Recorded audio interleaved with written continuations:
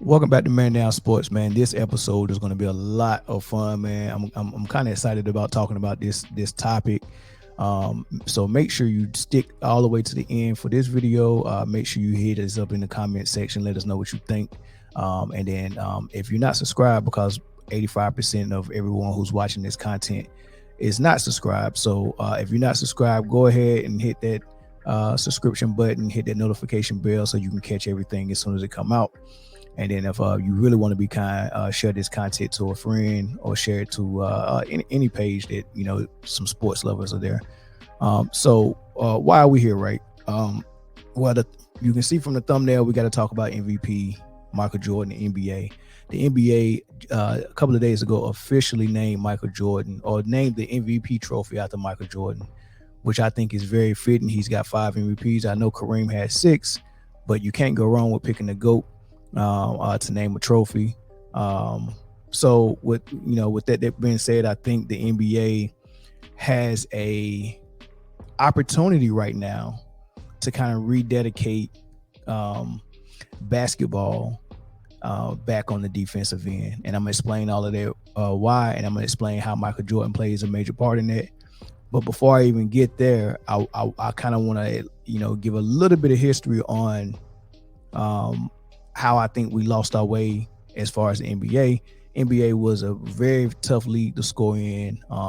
It was a gritty league, defensive league, and I think the old commissioner David Stern, may rest in peace, he had an idea from what he saw in EuroLeague that he could implement in the NBA to allow more scoring, more space and pace, which was going to be more excitement and more eyes on the league watching it.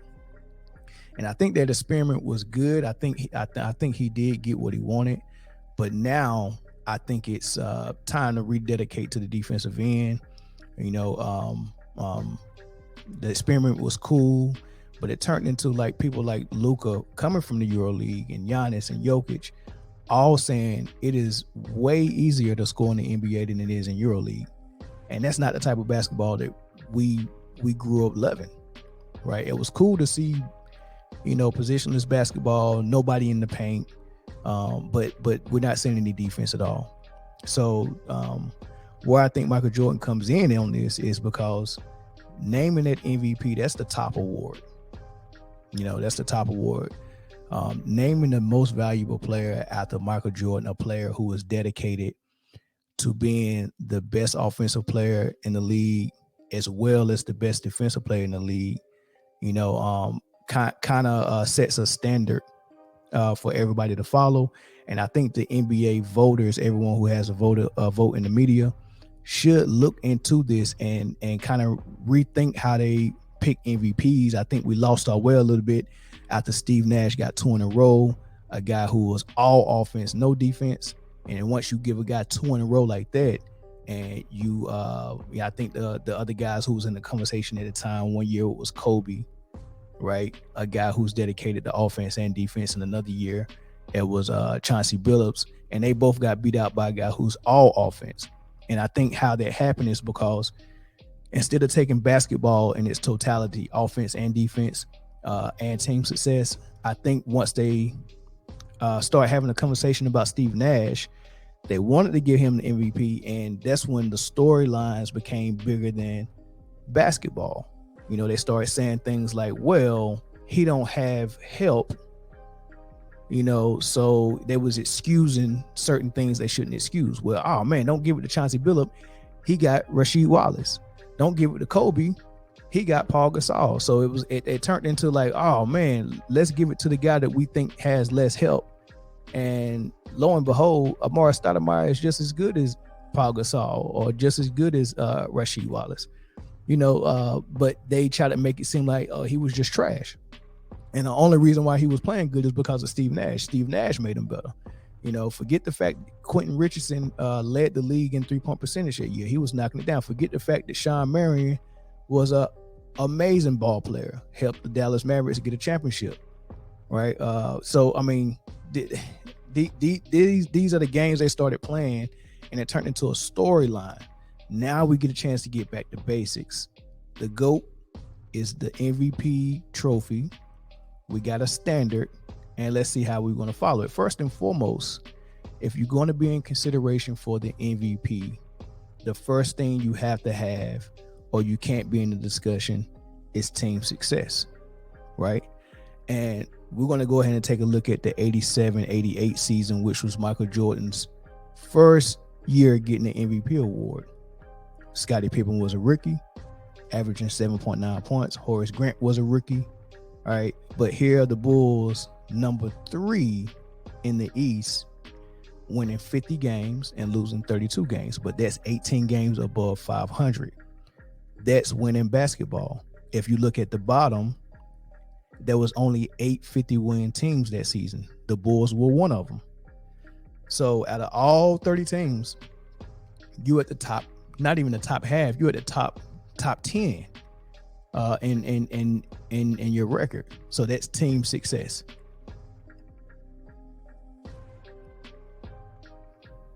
So the first thing you got to have if you want to be in the MVP discussion is team success. You cannot, not have it. We can't create a story to excuse your team playing losing basketball. Like right now, I think people have Luka in the top 2 discussion as far as candidates, and his team is 14-14 playing 500 basketball.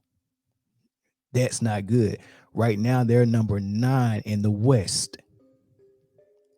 They're deeper even down if you take the whole league into consideration. That's not good. For me, Luka Doncic would not be in the MVP discussion before we can even look at his offensive numbers. He's already got 1X instead of a check in team success, right?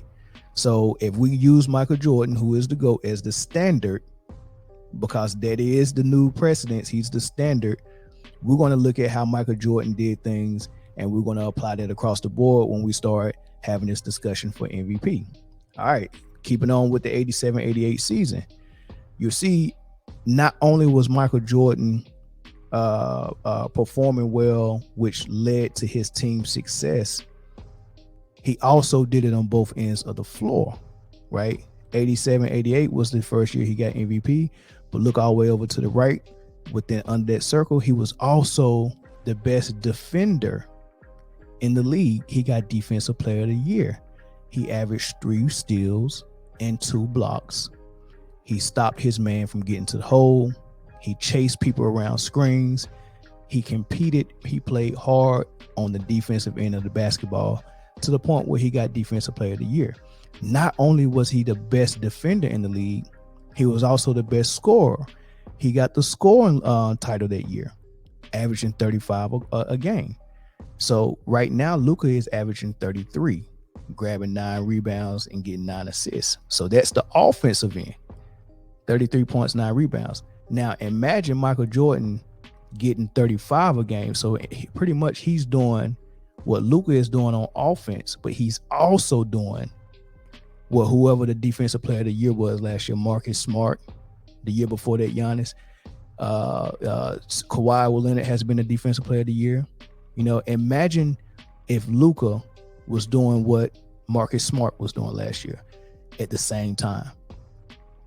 So I can't be impressed by 33 and 9 assists on the offensive end, and you're not even in the discussion for a first or second NBA defensive team at all. You're not, and you're obviously the weakest link on your team.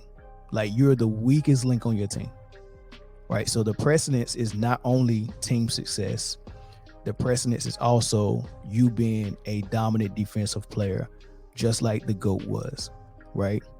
Steals champion, all defensive team, first team, Defensive Player of the Year.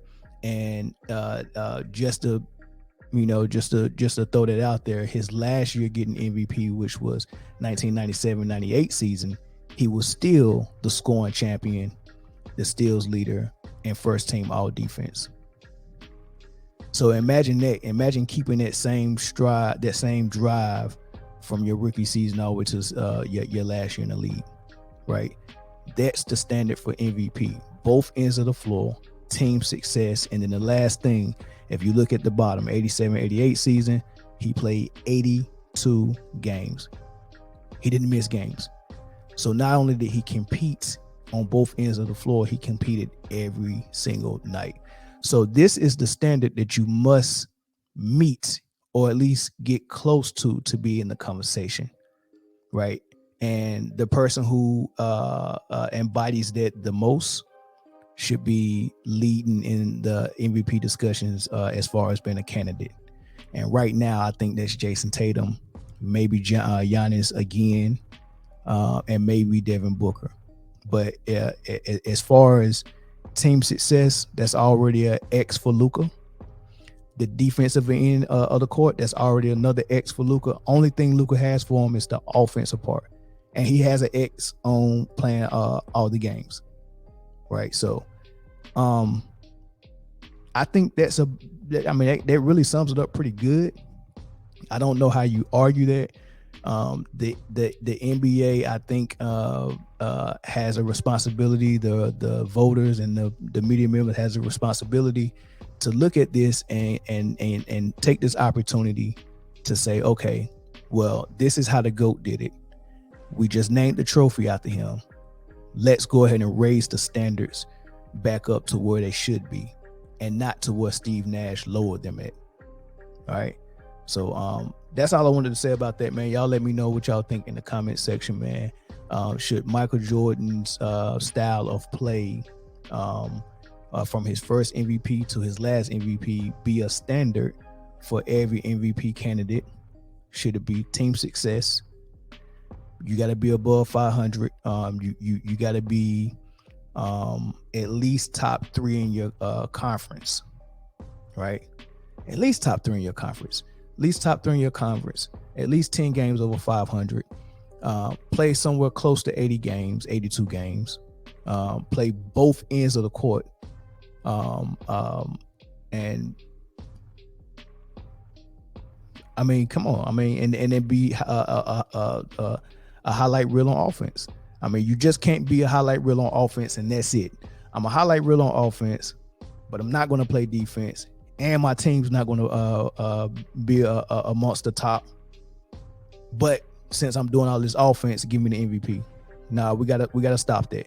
We lowered the bar, and we can't continue to lower the bar. This is a new way to rededicate it and raise the bar back up to MJ GOAT status. All right, let me know what y'all think in the comments. Peace.